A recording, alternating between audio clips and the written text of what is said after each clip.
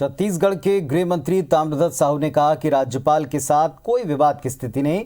वो खुद क्वारंटाइन होने की वजह से कानून व्यवस्था को लेकर राज्यपाल की बुलाई गई बैठक में जा नहीं सके। उन्होंने ये भी कहा कि अधिकारियों का ट्रांसफर मुख्यमंत्री का मसला है, इसलिए वो इस पर कुछ नहीं बोल पाएंगे। उन्होंने बताया कि पुनिया जी के साथ बैठक की वजह से उन्हें भी क्वारंटाइन होना पड़ा, जिसके बाद वो राज्यपाल के साथ बैठक में शामिल नहीं हो पाए।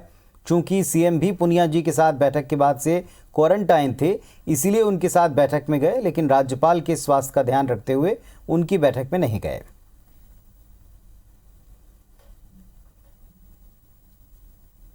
तो जब अपमान करने को होता तो हम मीटिंग खुद ही क्यों बोलते और मीटिंग रखवाते? पत्र को रखे रहते चुपचाप, उस पर कोई कार्रवाई करने का मीटिंग के लिए प्रश्न ही नहीं था। मीटिंग के लिए तो मैं खुद बोला हूं और तय हुआ है। 14 आया है, 9 तारीख को पुनिया जी आए, 10 तारीख को जैसे ही यहाँ गए और हाईलाइट हो गया कि उनको कोरोना था। हम महामहिम की सुरक्षा के कारण नहीं गए।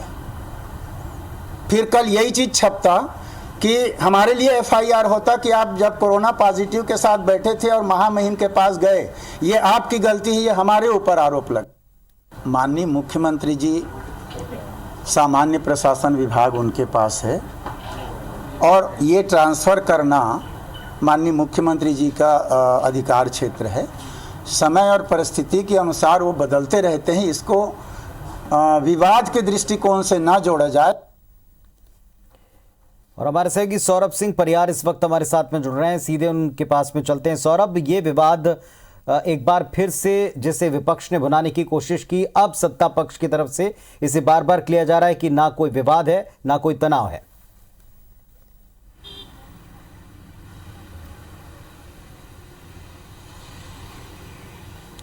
बिल्कुल, देखिए, सत्ता पक्ष तो ये बात कह रही है और चूंकि उनको राजनीति करनी है इस मुद्दे पर, इसलिए भी स्वाभाविक तौर पर। लेकिन सबसे महत्वपूर्ण ये देखने को भी मिल रहा है, सभी लोगों को देखने को मिल रहा है कि कहीं ना कहीं राज्यपाल और राज्य सरकार के बीच जो कई मुद्दों को लेकर आपसी सहमति होनी चाहिए, वो सहमति नहीं दिख पा रही है।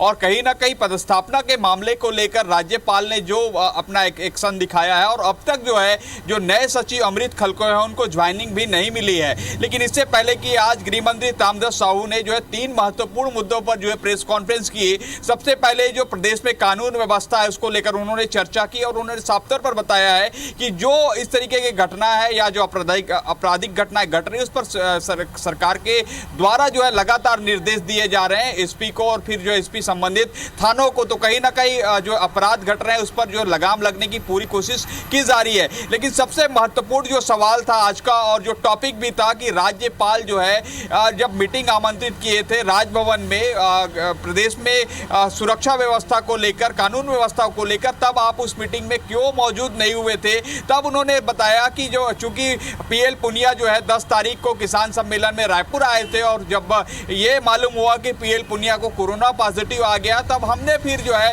ये सोचा कि महामहिम की सुरक्षा के लिए हमने वो मीटिंग कैंसिल की। तो फिर एक सवाल यह आया, जब आप जो है महामहिम के राज्यपाल के साथ मीटिंग में नहीं गए लेकिन उसी टाइम आप जो है मुख्यमंत्री के साथ मीटिंग करते हैं, तब इस पर भी उन्होंने स्पष्टीकरण दिया और उन्होंने कहा कि चूंकि उस किसान सम्मेलन में पीएल पुनिया के साथ जो है सीएम भूपेश बघेल भी थे और मैं भी था, इसलिए हमने सोचा कि हम लोग वह जो है उसी संक्रमित से मिले हैं, तो क्यों ना उस पर मीटिंग की जा सकती है। तो ऐसे मुद्दे पर जो है उन्होंने स्पष्टीकरण तो दे दिया है, लेकिन कहीं ना कहीं राजभवन और राज्य सरकार के बीच जो टकराहट देखने को मिल रही है, ये आने वाले दिनों में और देखने को मिलेगा। पुनीत, मैं थोड़ा सा और आपसे समय लूंगा इस पर कि पहला कि आने वाले दिनों पर जो है छत्तीसगढ़ की सरकार जो है कृषि कानून लाने जा रही है और कहीं ना कहीं ये कृषि कानून पर जो है राज्यपाल को सहमति देनी होगी और केंद्र को राष्ट्रपति के लिए भेजना होगा, तब कहीं ना कहीं एक बार फिर से जो है मामला अटकेगा।